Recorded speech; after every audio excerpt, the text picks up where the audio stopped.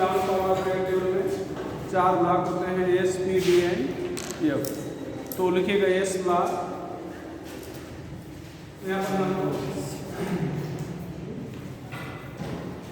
ये S block में ध्यान देगा, ये ग्रुप नंबर 1 ग्रुप है कि नहीं। यहाँ पर हाइड्रोजन, लिथियम, सोडियम आप लिखे थे, आपको फिर से लिखने होते हैं पोटेशियम, रुबिडियम, सीरियम आपने बनाया था, आपको फिर से बनाने की जरूरत नहीं है। Francium, beryllium, magnesium, calcium, strontium, beryllium, यहाँ पर रेडियम ये था। तो अगर आपसे लगा एस ब्लॉक तो आप कहेंगे ग्रुप नंबर 1 और 2 के जो एलिमेंट है कहाँ पे है, एस ब्लॉक में। या एस ब्लॉक के एलिमेंट कहेंगे किसको, इलेक्ट्रॉनिक कन्फिगरेशन लिखते समय जो अंतिम इलेक्ट्रॉन आउटर मोस्ट सेल के लिए सबसे पहले आता है उसे एस ब्लॉक एलिमेंट कहते हैं, ठीक है। हाँ, the element in which during electronic configuration last are differentiation electron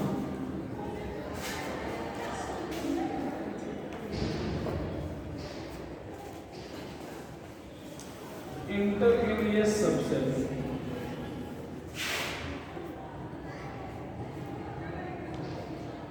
of outermost cell।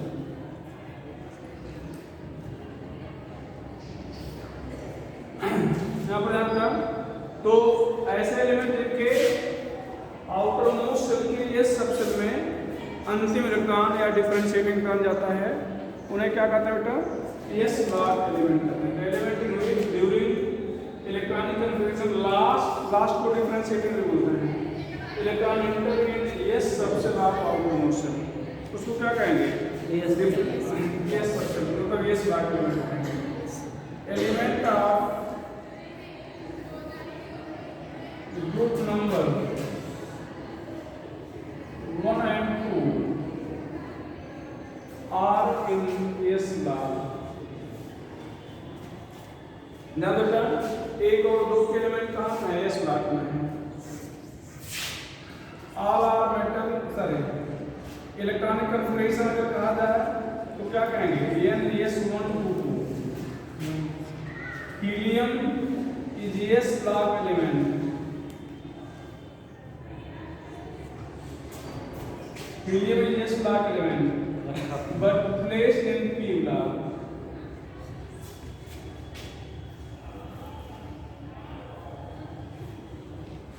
Helium is S block element but placed in P block। तो हीलियम S block का एलिमेंट है, इसे P block में रख दिया गया है। ऊपर वाले 3 लाइन में डाले क्या, तो हीलियम S block का एलिमेंट है, इसे P block में रख दिया। यहाँ पर ध्यान रखा, ये सभी मेटल है, देखो सारे मेटल हैं, बस केवल एक हाइड्रोजन है जो नॉन मेटल है। नई लाइन के लिए कहानी छापिएगा, except hydrogen all are metal, hydrogen are metal. यहाँ पर ध्यान रखना, caesium and francium is liquid at 30 degrees Celsius। Francium and radium is radioactive। Francium is liquid radioactive।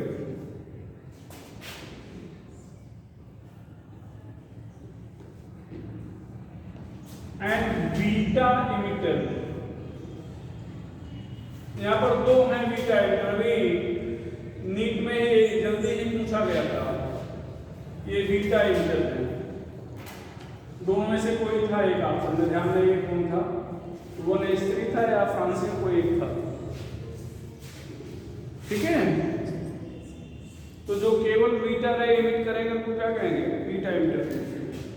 क्यों था, तो लिक्विड रेडियोएक्टिव कौन है, फ्रांसियम। एक ही एलिमेंट है जो लिक्विड रेडियोएक्टिव। हाँ बोलो बेटा, बोलो भैया, चला गए।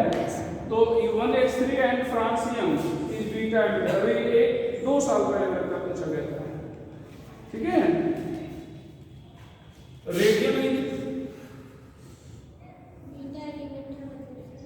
बीटा रे इमिट करें जो को बीटा इमिटर कहेंगे। इमिट का मतलब इमिटर का इमिट से बना इमिटर, इमिट का मतलब होता निकालना। तो जो बीटा रे उत्सर्जित करते हैं, ठीक है। Radium is most powerful radioactive element. Most powerful radioactive element किस ब्लॉक में है? मोस्ट पावरफुल रेडियोएक्टिव एलिमेंट किस ब्लॉक में है? इस ब्लॉक में। किस ग्रुप में है? सेकंड ग्रुप में है, तो ध्यान रखिएगा। तो most powerful radioactive element is radium. यहाँ पर ध्यान दें, के बारे में हो गया।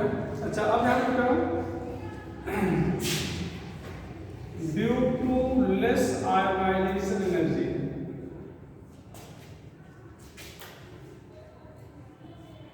all element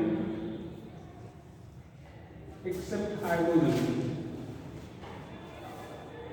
develop color to the flame.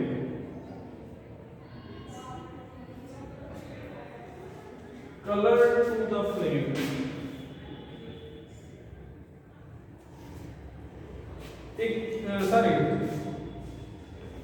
Except hydrogen, beryllium and magnesium.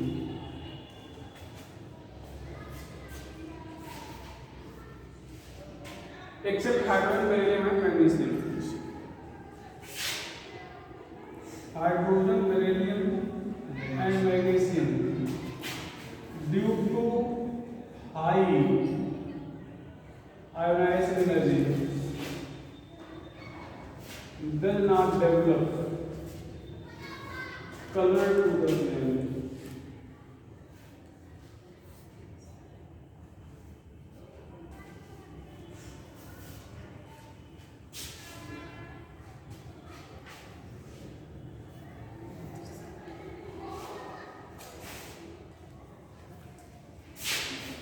Yes, black element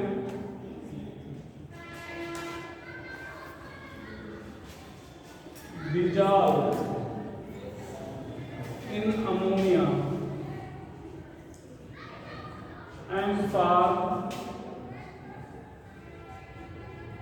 blue colored solution.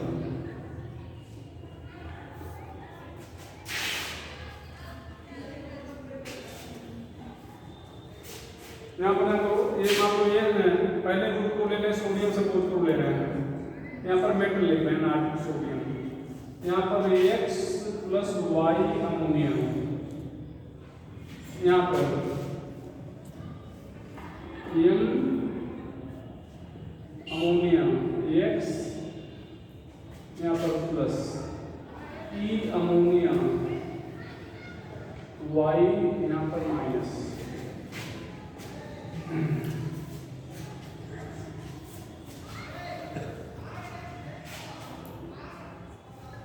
इसको कहेंगे अमोनिएटेड इलेक्ट्रॉन।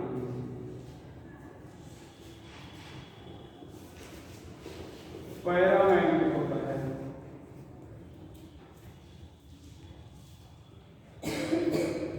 रिस्पॉन्सिबल फॉर, नीचे लाइन लगा बेटा भैया, responsible for its color, conductivity and reducing tendency.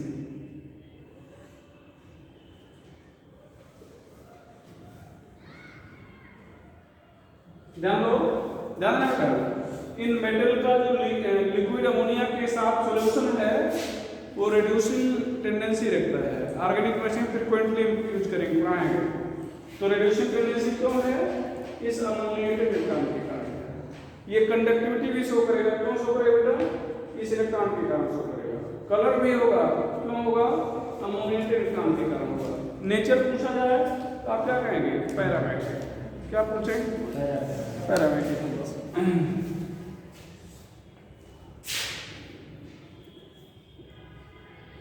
Yes block element has fixed valency and oxidation number. यहाँ पर group number, valency, oxidation number, group number 1 2, valency 1 2 plus 1 plus 2। ध्यान रखना जो S block element हैं उसमें जैसे ग्रुप नंबर 1 वाले जो एलिमेंट हैं इनकी वैलेंसी 1 होगी और ऑक्सीडेशन नंबर प्लस 1 होगा। 2 वाले वैलेंसी 2 होगी, ऑक्सीडेशन नंबर क्या होगा? प्लस 2। ध्यान दो ये इनकी सबकी वैलेंसी 1 और ऑक्सीडेशन नंबर प्लस 1, वैलेंसी 2 और ऑक्सीडेशन नंबर क्या रहेगा? प्लस 2।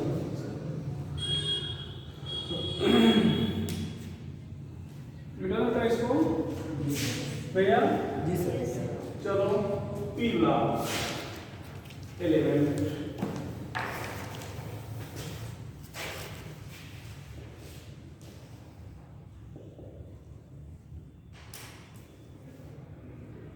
पी ब्लॉक एलिमेंट यहाँ पर ध्यान रखना बताया गया था आपको।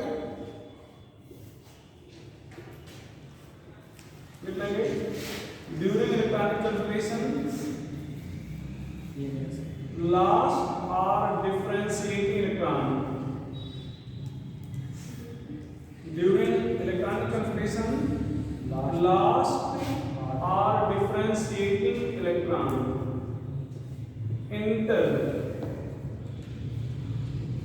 in p subcell of outermost cell. p subcell of outermost cell.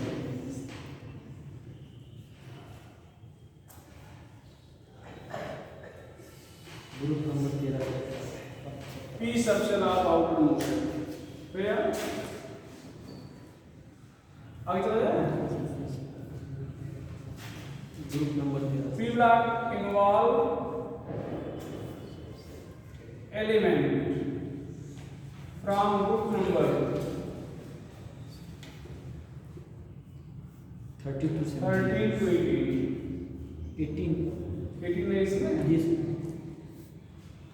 p block involve element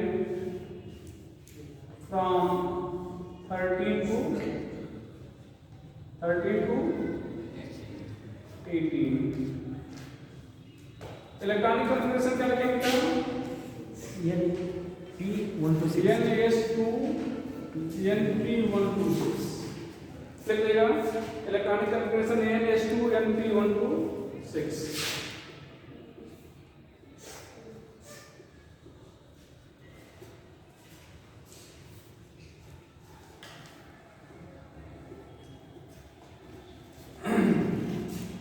electronic configuration 1s2 NS2 NP126। आगे चला जाएगा। ये ऐसे बनाने के लिए आप पहले बना चुके हो, हम चूंकि मिटा दिए इसलिए फिर से बना रहे हैं ना बेटा। आगे लिखिएगा क्या लिखना है? all the metalloid and non-metal are placed, all the metalloid and non-metal except hydrogen are placed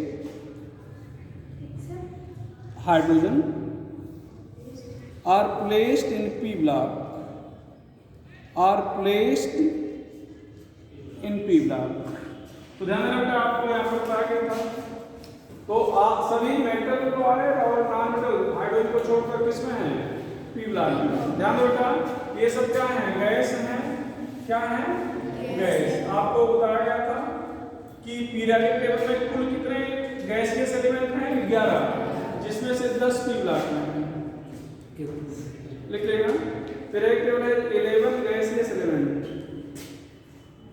periodic table है 11 gaseous element, out of which 2 in p block। periodic table has 11 gaseous element, out of which 2 is in P block. 11 gaseous element, out of which 2 is in P block. तो periodic table sorry 10 वो हमारे दिमाग में वो liquid चल रहा था, ठीक है। तो 11 गैसेस एलिमेंट हैं जिसमें से 10 किस में है, P ब्लॉक में है, और एक कौन नहीं है, हाइड्रोजन, ठीक है। periodic table has 5 liquid element,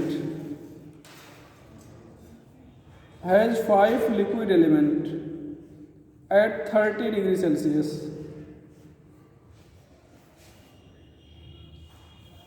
At 30 degree Celsius, out of which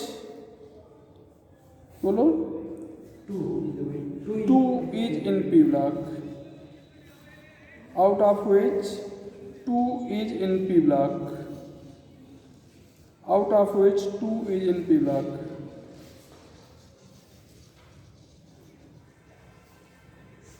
ठीक है, तो ये 5 एलिमेंट है जिसमें से 2 यहाँ पर ध्यान रखना। अच्छा, लेकिन अगर रूम टेम्परेचर पे कहा जाए, रूम टेम्परेचर पर, तो केवल 2 लिक्विड एलिमेंट हैं। कौन कौन से, ब्रोमीन और मरकरी, नोट करके लिखेगा। But at room temperature only 2 liquid element, but at room temperature only 2 liquid element is present in periodic table. ये दोनों जानते रहेगा। अगर सिंपली पूछ लिया जाए periodic table में कितने लिक्विड एलिमेंट हैं, periodic table में कितने लिक्विड एलिमेंट हैं, 5। रूम टेम्परेचर पर 2, और रूम टेम्परेचर हम लोग 25 डिग्री सेल्सियस को मानते हैं, और 30 डिग्री सेल्सियस पर लगभग 5 है, तो 25 और 30 में बहुत ज़्यादा डिफरेंस नहीं है, ठीक है। तो ये ध्यान देना। आगे लिखेगा bromine is liquid non metal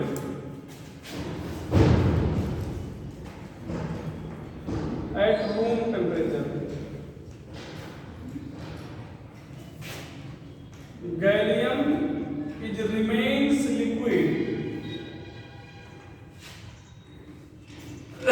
from Gallium remains liquid from 30 degree Celsius to 2000 degree Celsius, मतलब 30 डिग्री सेल्सियस से 2000 डिग्री सेल्सियस तक लिक्विड रहता है। So used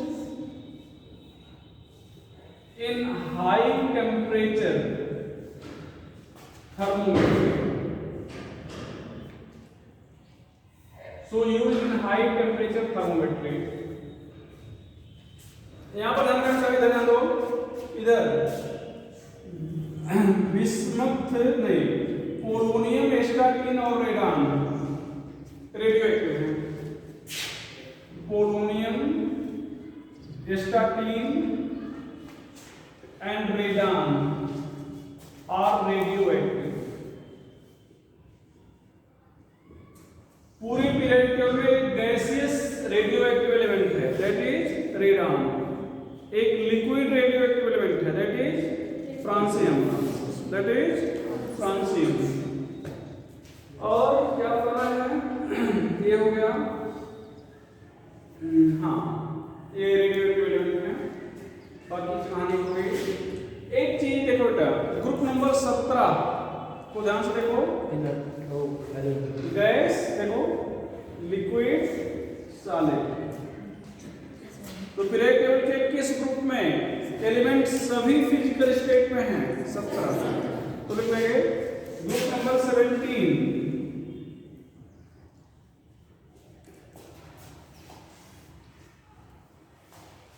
contains all physical element in all physical state like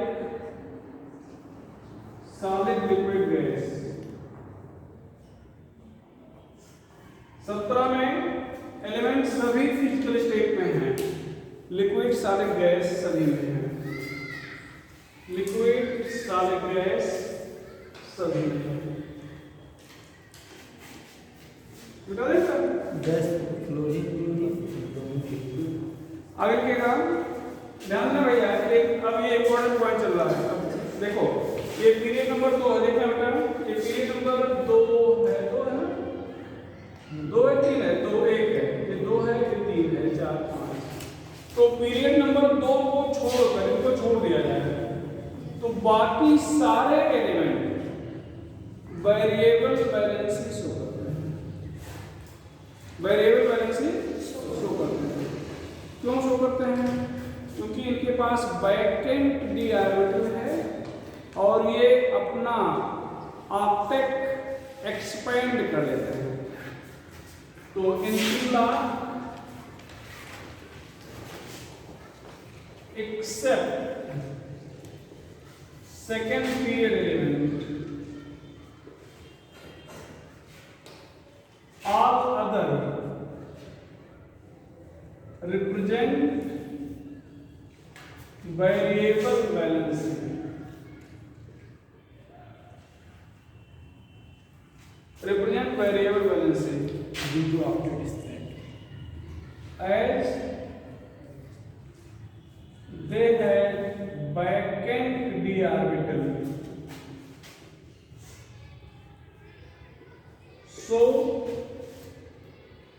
can expand their octet, so can expand their octet। इसको डालो क्या? ध्यान दीजिएगा, कुछ चीजें हम आपको केमिकल बॉन्ड में पढ़ाना चाह रहे हैं, इधर ध्यान देना। सल्फर है, SF2, SF4, SF6। सल्फर एक एलिमेंट है, यहाँ पर वैलेंसी अगर देखा जाए तो 2 4 और क्या बेटा 6, 2 4 6 बेटा ना इसको।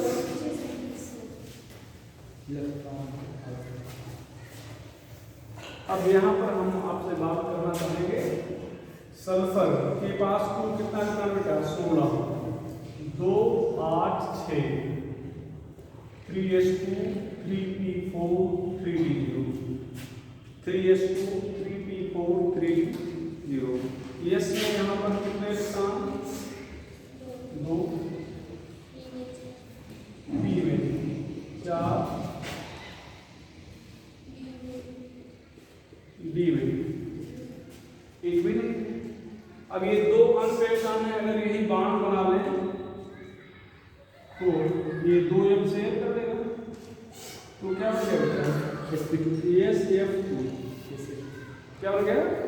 अच्छा ध्यान दो, जब भी कोई चीज जुड़ता है ध्यान रखिएगा, जब भी कोई चीज जुड़ता है तो एनर्जी निकलती है, तो जब ये जुड़ेंगे तो एनर्जी निकलेगी और उस एनर्जी के कारण ये जो इलेक्ट्रॉन है ये अनपेयर हो जाएगा, तो जंप करके यहाँ पे आ गया।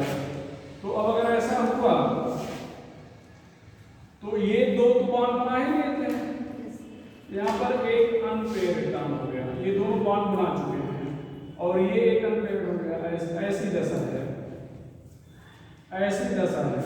तो ये जो दोनों अनपेयर है यहाँ पर फिर फ्लोरीन जुड़ेगा, तो अब भैया क्या हो गया बेटा, ये 2 ये और जुड़ गए तो क्या हो गया, ये SF4 हो गया। यहाँ पर ध्यान दो, अब ये 2 फ्लोरीन फिर जुड़े तो फिर एनर्जी निकलेगी और फिर जो एनर्जी निकलेगी इसको अनपेयर कर देगी, तो यहाँ पर क्या हो जाएगा, एक इलेक्ट्रॉन फिर से जंप कर गया। अब ये जो एक इलेक्ट्रॉन फिर से जंप कर रहा है फिर यहाँ पे आ जाएगा, तो ये ध्यान दो यहाँ पे आ गया, बाकी ये 4 को बॉन्ड बना ही चुके हैं।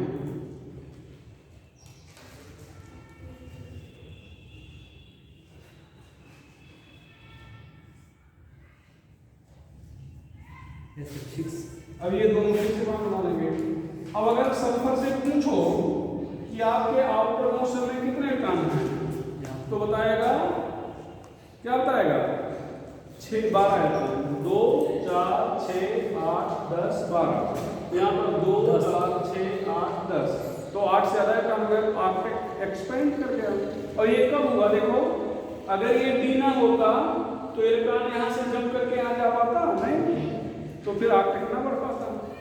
तो अगर आपसे कहा जाए, ध्यान में बैठो, इधर ध्यान से देखो, SF6 बनता है, OF6 नहीं बनता। ऑक्सीजन के पास SF4 बनता है, OF4 नहीं बनता। H valence shell of oxygen does not have vacant d orbital, so it cannot expand its octet। याद हो गया? ये क्यों नहीं बनता? दोनों का रीजन वही है, नहीं बनता, दोनों का रीजन वही दिया गया। ठीक है? सुधार कर, तो ये अपना आर्कटिक एक्सपेंड नहीं कर पाएगा। इधर दो PCl5 बनता है, नाइट्रोजन उसी परिवार का है, नहीं बना पाता, तो D orbital absent. D orbital यहाँ पर क्या है? एब्सेंट। एक्सपेंड आर्कटिक नहीं, एक्सपेंड आर्कटिक नहीं।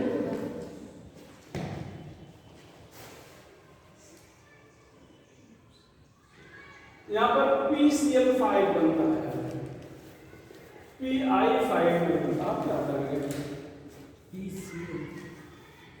PCl5 बनता है, PI5 नहीं बनता।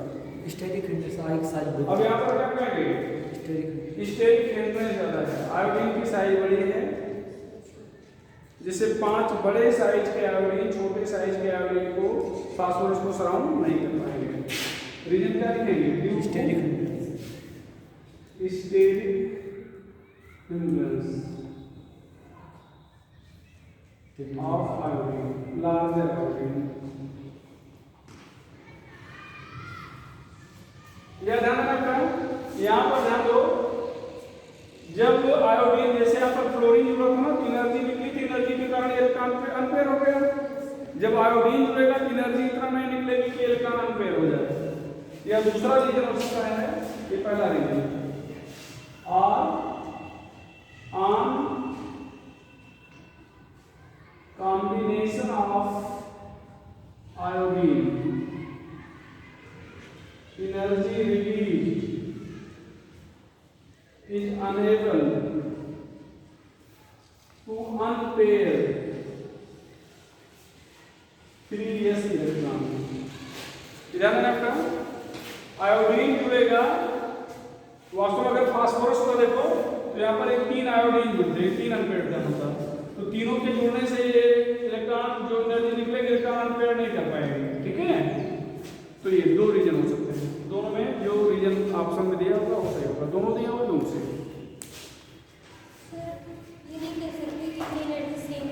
हाँ? क्या सेम है? किसकी एनर्जी सेम है?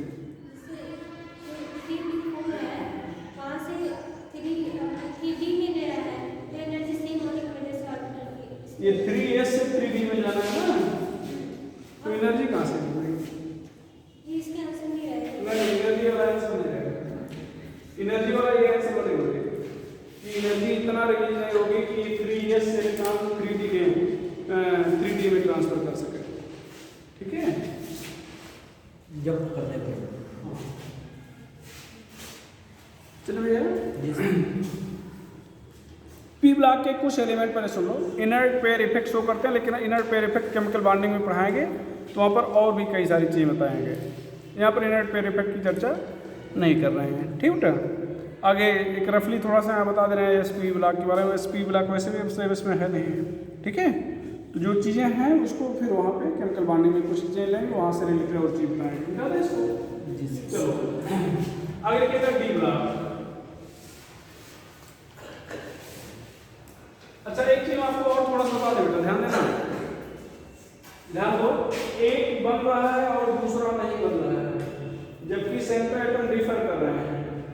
तो जो बन रहा है उसके पास वैकेंट डी ऑर्बिटल होगा, जो नहीं बढ़ रहा उसके पास वैकेंट आर्टिकल नहीं होगा। एक बन रहा दूसरा नहीं बन रहा, दोनों के सेंटर आइटम सेम है, तो वैकेंट आर्टिकल वाला लॉजिक नहीं लगेगा। Steric hindrance. तब कौन सा लॉजिक लगेगा? स्टेरिक हिंड्रेंस वाला या फिर एनर्जी वाला। ठीक है, ये चीज अंत रहेगा ना, हमेशा आप वैकेंट आर्टिकल वाला अप्लाई कर लो। भाई सेंटर आइटम यहाँ पर तो सेम है ना, तो जब इसके पास वैकेंट है इसके पास भी है, तो वैकेंट वाला कॉन्सेप्ट यहाँ पे नहीं लगेगा। ठीक है, यहाँ पर डी क्लास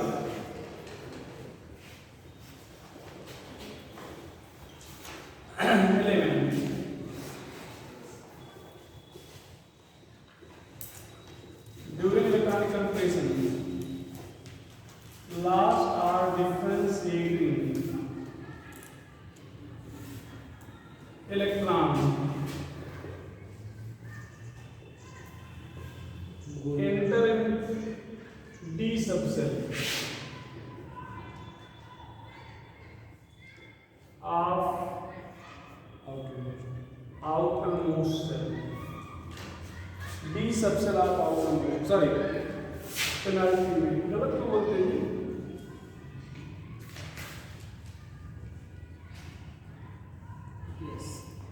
पेनाल्टी में यहाँ पर हम लोग ऐसे पढ़ा गया था, ये एस ब्लॉक, इधर लो ये पी ब्लॉक, के बीच में क्या था? ये डी ब्लॉक। यहाँ पर 3 से लेकर कहाँ तक थे? 12 तक। 3 से कहाँ तक थे? 12 तक। ठीक है, दो लिखेंगे एलिमेंट फ्रॉम 3 to 12, एलिमेंट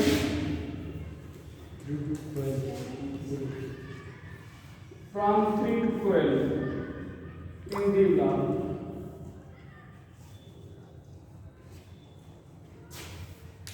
तीन से 12 तक के एलिमेंट कहाँ पर डी ब्लॉक। इलेक्ट्रॉनिक कॉन्फ़िगरेशन क्या लिखना पसंद करेंगे? n minus 1 d 1 to 10 n is 2 प्लेटियम 46 यहाँ पर एक्सेप्ट यहाँ पर प्लेटियम 46 क्या पाया था? Krypton 36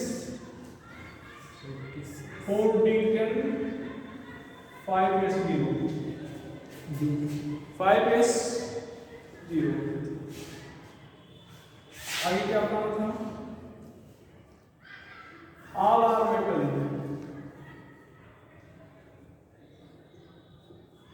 mercury liquid metal at room temperature. Mercury liquid metal at room temperature.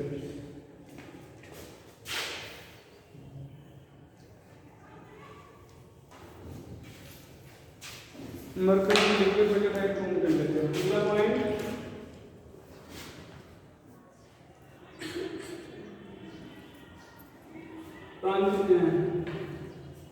Transition element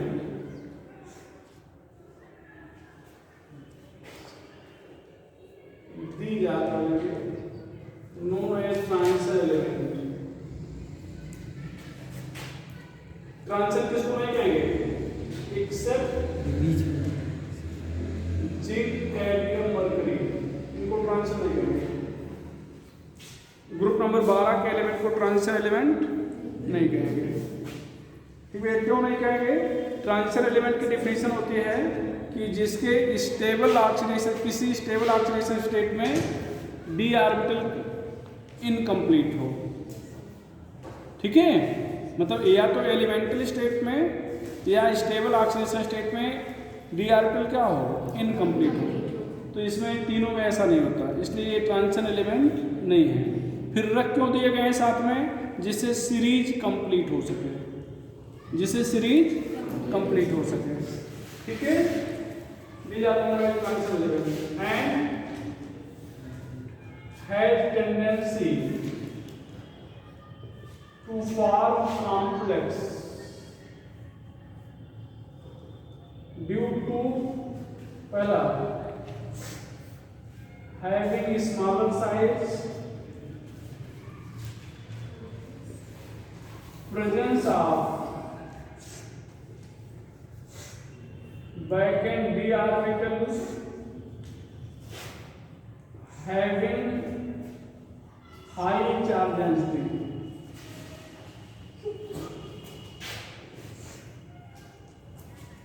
भैया तो ध्यान दो, यहाँ पर साइज छोटी है, इनके पास वैकेंट डी ऑर्बिटल है और चार्ज डेंसिटी ज्यादा है। ये तीन कंडीशन अगर किसी भी एलिमेंट के पास है तो कॉम्प्लेक्स बनाएगा।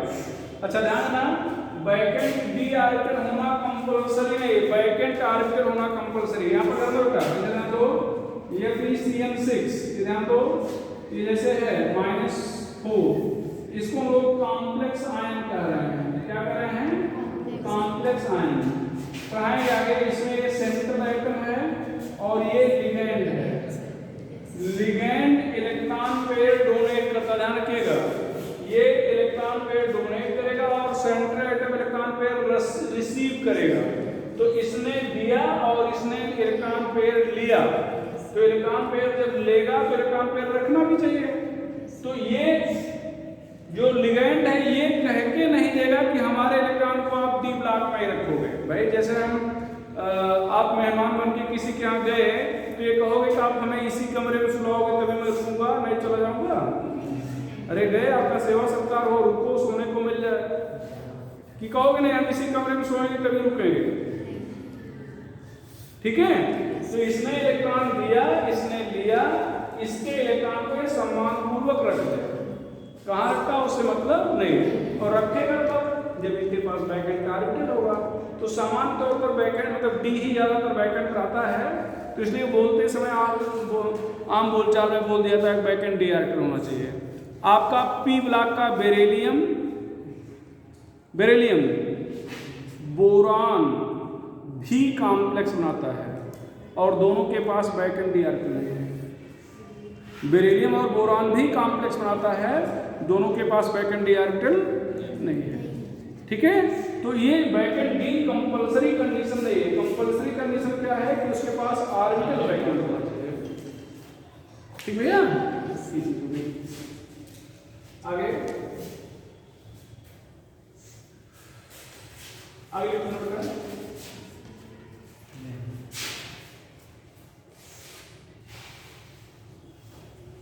common valency, common oxidation number of d block element is +2 except scandium, yttrium, lanthanum and chromium, that is +3। D block के एलिमेंट का कॉमन ऑक्सीडेशन नंबर क्या है? +2, लेकिन स्कैंडियम, यट्रियम, लैंथनम और क्रोमियम का कितना बेटा? +3। यहाँ पर ध्यान दो, इलेक्ट्रॉनिक कन्फिगरेशन अभी आपने लिखा था n-1 d1 to 10 n-1 to 2 n-1 d1 to 10 n-1 to 2। तो सामान्य तौर पर मोस्टली 2 इलेक्ट्रॉन होता है। देखना बेटा, समझिएगा, ये 2 इलेक्ट्रॉन निकल जाते हैं और बॉन्ड बनाते हैं, इसलिए ऑक्सीडेशन नंबर क्या होता है? 2। लेकिन ये जो n-1d हैं यह भी बॉन्ड फॉर्मेशन में भाग ले सकते हैं। तो अगर यहाँ से 2 निकला, यहाँ से 1 भी निकल गया तो 3, 2 निकल गया 4, तो इसलिए वेरिएबल ऑक्सीडेशन और वैलेंसी दोनों शो करते हैं। तो लिखिएगा D block element represent variable valency and oxidation state. D block element represent variable valency and oxidation state as n-1d electron also take part in bond formation. As n-1d electron also take part in bond formation. तो n-1d, ध्यान दो, n-1d electron भी भाग ले सकता है। तो इसका ये मतलब नहीं हुआ कि केवल n-1d इलेक्ट्रॉन ही भाग लेता है, भी हाँ मतलब यह भी भाग ले सकता है। तो भाग कौन लेता है? Yes, sir. NS इलेक्ट्रॉन, ये भी भाग ले सकता है। तो अगर आप अगर कौन भाग लेता है? only NS, only n-1d, NS and n-1d both, तो क्या बताएंगे? धन, तो क्या बताएंगे? बोथ। ठीक है, क्वेश्चन दिखा देंगे बाद में, तो यही जानते रहिए। अच्छा, क्यों भाग ले लेता है? तो दोनों की एनर्जी डिफरेंस बहुत ज्यादा नहीं, दोनों का एनर्जी डिफरेंस बहुत ज्यादा नहीं होता, इसलिए भाग ले लेता है। ठीक बेटा, बता दें? चलो आगे ध्यान रखना, जो डी ब्लॉक के एलिमेंट हैं ये इनके आयन और इनके कॉम्प्लेक्स मोस्टली अनपेयर्ड इलेक्ट्रॉन रखते हैं, जिसके कारण ये पैरामैग्नेटिक होते हैं। लिख लेंगे element of D block, their ion and their complex. Element of D block, their ion and their complex has बोलो बेटा, बोलो, has unpaired electron, has unpaired electron, so they are paramagnetic in nature. So they are paramagnetic in nature. So they are paramagnetic in nature. So they are paramagnetic in nature. Their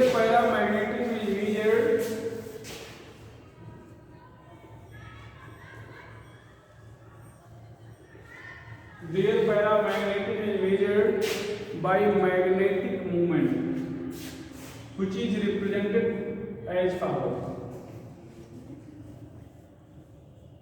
Magnetic moment which is represented as follows.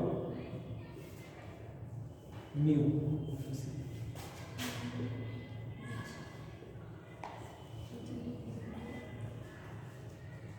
Short में BM कहते हैं, bore electron unit है, where n number of unpaired electrons,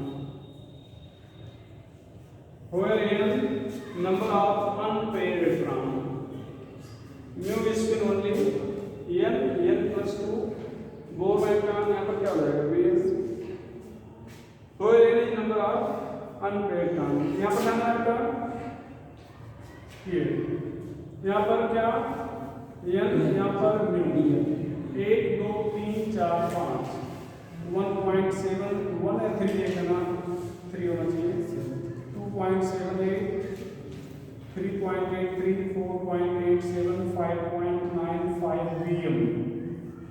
कई बार उल्टा question पूछता है, उल्टा question का मतलब बेटा जरा तो कि किसका dipole moment sorry magnetic moment 2.78 vm है, तो जितना होल नंबर है उतना ही अनपेयर्ड टर्म है, जितना होल नंबर है वही उतना क्या है अनपेयर्ड टर्म है।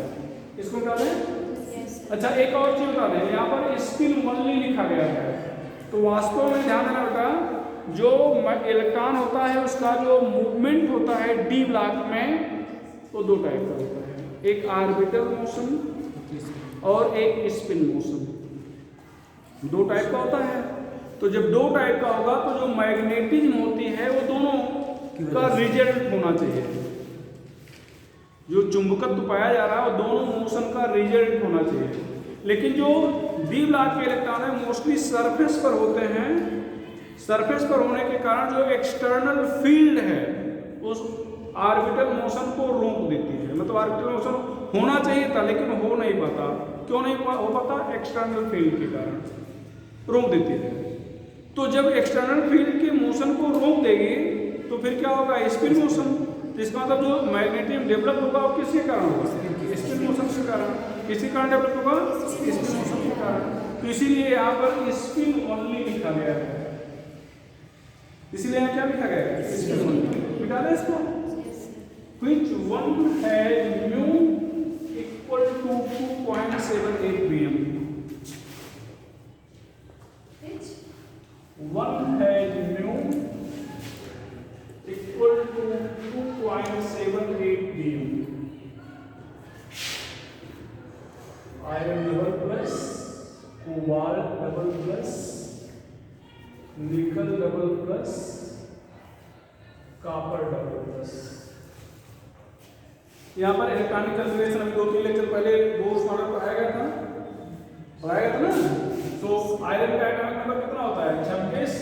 तो क्या हो जाएगा? Argon 18, 3d6 4s0। ध्यान रखिए बेटा, 3d6 4s0, 4s2 होना चाहिए था ना, लेकिन 2 इलेक्ट्रॉन कहाँ से निकलेगा? बड़ी क्वांटम नंबर से पढ़ाया गया था। और यहाँ पर 27 है तो क्या होगा बोलो? Argon 18 3d7 4s0। 28 है तो बेटा 18 3d8 4s0। यहाँ पर कितना हो गया है? 29 से होना चाहिए था। Argon 18 3d9 4s0। अब बताओ कितने इलेक्ट्रॉन हैं? डी में कुल कितने इलेक्ट्रॉन हो गए? 6। हुंस रूल से एक इलेक्ट्रॉन पेड़ होना चाहिए। यहाँ पर कितने पेड़ होना चाहिए? 2 पेड़ होना चाहिए। 7 है ना? कितने पेड़ होना चाहिए? 3। 2 अनपेयर्ड। यहाँ पर कितने पेड़ होना चाहिए भैया? 1 अनपेयर्ड होना चाहिए यहाँ पर। तो अगर म्यू पूछा जाए तो क्या लिखना पसंद करेंगे? थर्ड वाले। यहाँ पर कितना बेटा? 4 है तो 4.87। यहाँ bm 3.83 bm, बोलो बेटा 2.78 bm, 1.73 bm। ये बात समझ रहे हो नहीं? ये समझना कुछ नहीं। अगर ये इलेक्ट्रॉनिक कन्फिगरेशन लिखना आता है तो फिर समझ में है।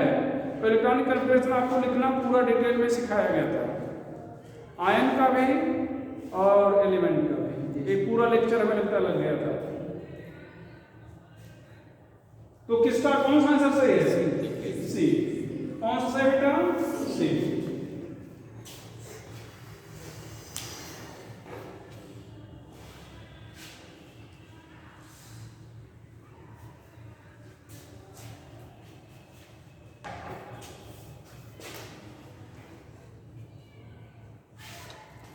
भैया आगे लिखिएगा, बना नहीं पाए भैया।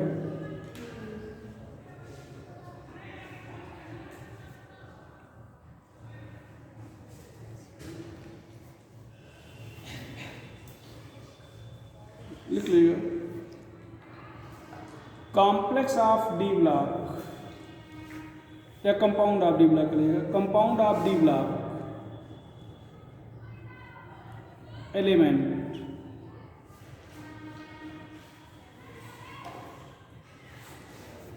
D block element are colored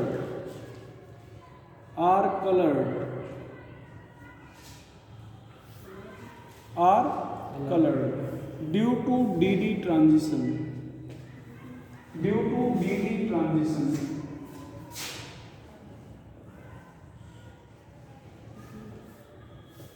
colored due to DD transition।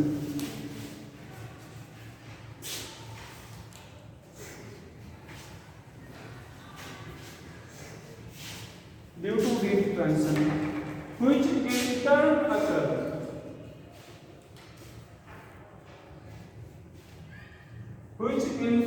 occur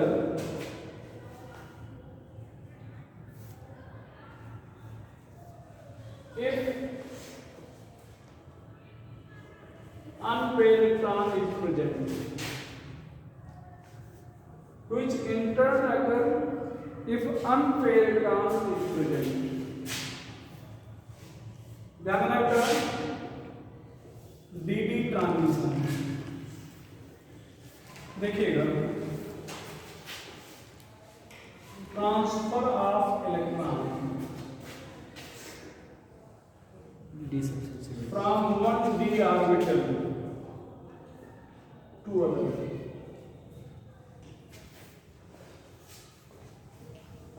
transfer of electron from one orbital to other. यहाँ पर ध्यान रखना ये डी पढ़ाया गया था, जिनके ऑर्बिटल की एनर्जी सेम होती है उनको क्या कहते हैं? D generate orbital. क्या कहते हैं? D generate orbital. और जितने ऑर्बिटल की एनर्जी सेम होगी वही क्या होगा? डिग्री ऑफ डीजनरेसी होगी। यहाँ पर ध्यान रखना ऐसे डी ऑर्बिटल ऑर्बिटल क्या होते हैं? 3 डायमेंशन होते हैं, दिखाया भी था शायद। ये एक्स वाई जेड एक्सिस है, तो यहाँ पर कुछ ऑर्बिटल आप देखें, कुछ ऑर्बिटल एक्सिस पर होंगे और कुछ एक्सिस के बीच में होंगे। तो जब लिगेंड अप्रोच करेगा तो एक्सिस के सहारे अप्रोच कर सकता है या एक्सिस के बीच से अप्रोच कर सकता है।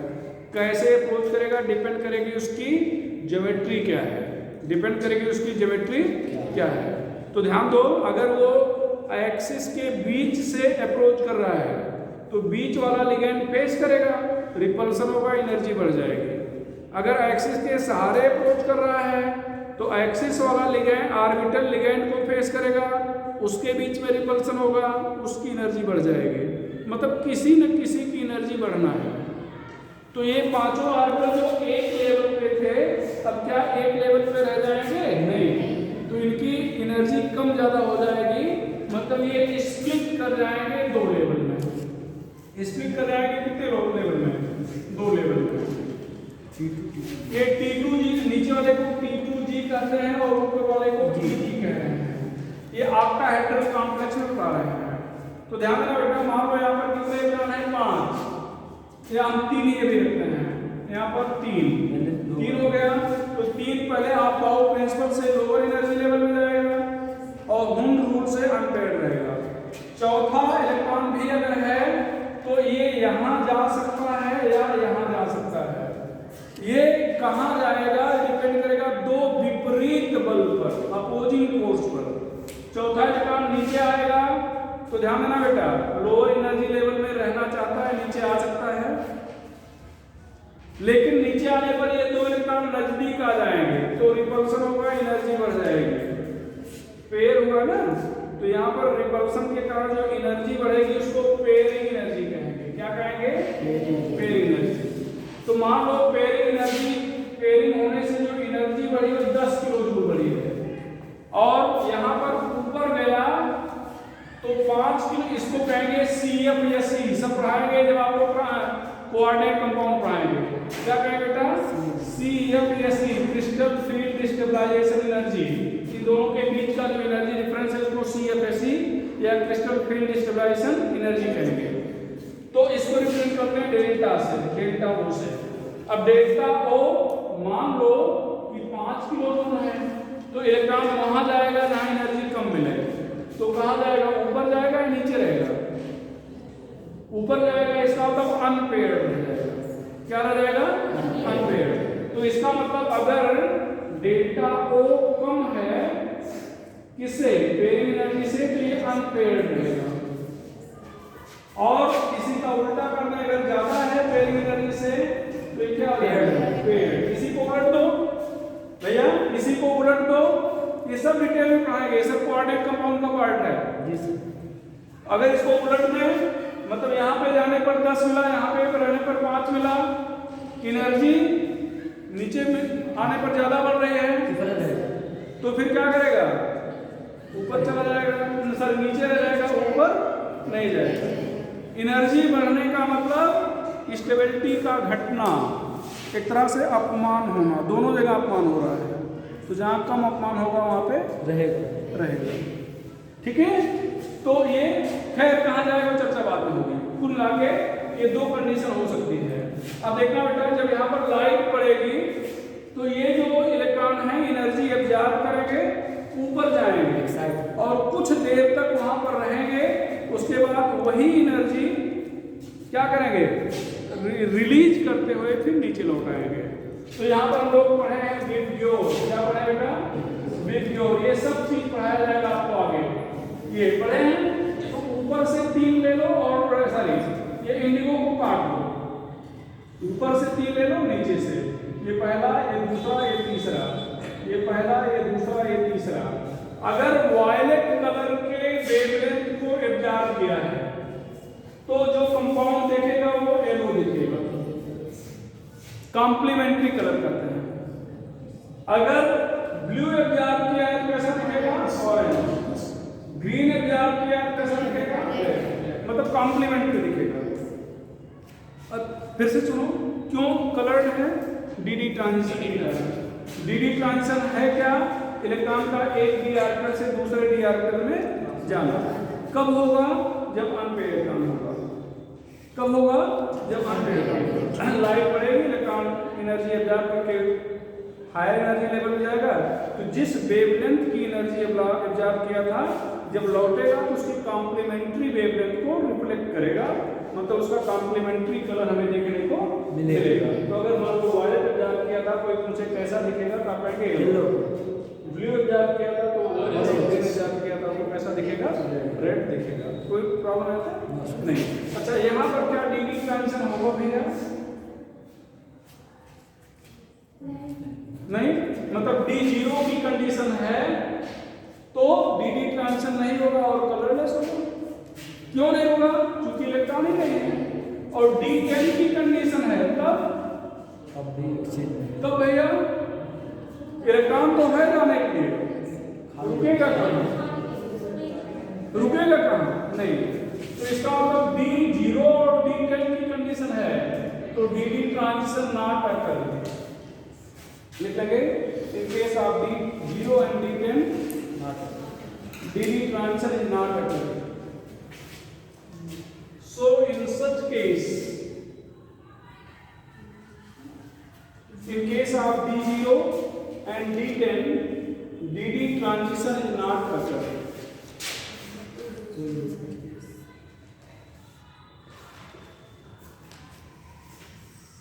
So in such case, compound is बोलो बेटा, colourless.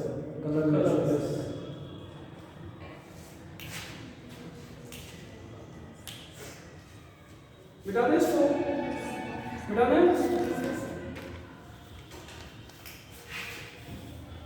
Which one is colorless?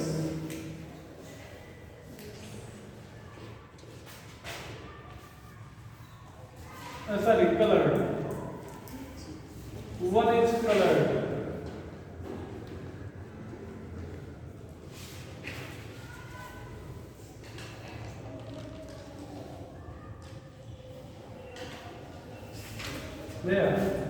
यहाँ पर D10 है, बताना, D9 है, D10 है, D0 है। B कौन सा कलर होगा, B। तो हम बता दे रहे हैं कि यहाँ पर D9 है, तो आपको सोचना पड़ेगा। तो टाइम हमारे पास है ना, एक सेकंड फटाफट बताते चल रहे हैं। ये D9 है तो यहाँ पर DD ट्रांजिशन हो सकेगा। एक बार IIT में क्वेश्चन पूछा गया था, एक इसको ध्यान दो भैया, कुछ केस ऐसे होते हैं जो 0 होते हुए भी कलर्ड है। ये यहाँ पर +6 है, KMnO4 +7 है, और FeSO4 FeH2O whole 5NO SO4।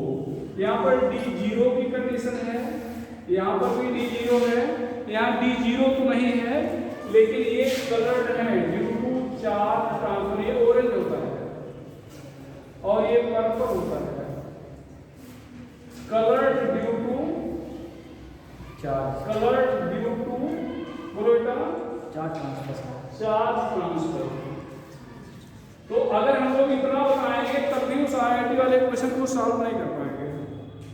वहां पर पूछा गया था कलर ड्यू टू, अब चार्ज ट्रांसफर का 2 ऑप्शन था, ध्यान देना बेटा, पहले समझ लीजिए, बस इतना लिखना है, समझ लो थोड़ा सा। यहाँ पर इसका 24 एटॉमिक नंबर है, 6 निकल गया तो कितना बचा, 18। और ये इलेक्ट्रॉन निकला तो गया ऑक्सीजन के पास, चूंकि ये नेगेटिव है और एक ऑक्सीजन को चाहिए कितना इलेक्ट्रॉन, 2, तो इसका 24 है 18 हो गया, 2 मिला तो 8 है 10 हो गया। इसका 25 है 7 निकला तो 18 हो गया, 2 मिला तो 10 हो गया। ऑप्शन ये था। तो ध्यान रखना यहाँ पर क्रोमियम +6 ले लिया जाए और O डबल माइनस ले लिया जाए तो यहाँ पर कितने इलेक्ट्रॉन है 18, यहाँ पर कितने हैं 10।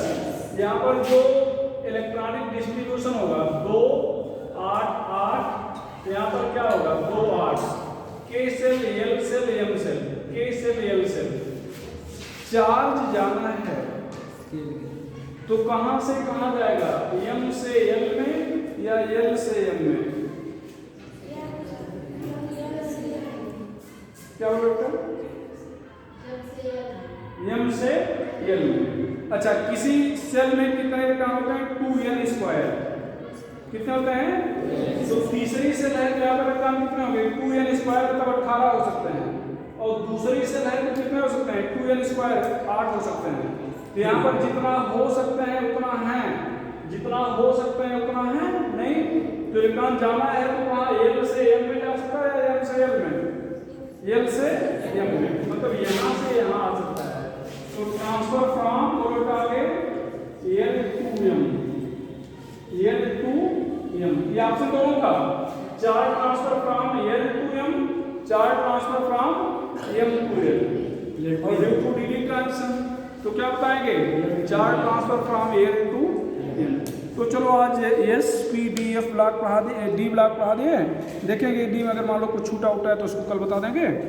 और कल क्या पढ़ाएंगे हम F ब्लॉक, इस टेबल की मेरिट डीमेरिट और ग्रुप पीरियड ब्लॉक, इन सबको हम कैसे डिटरमाइन कर लेंगे।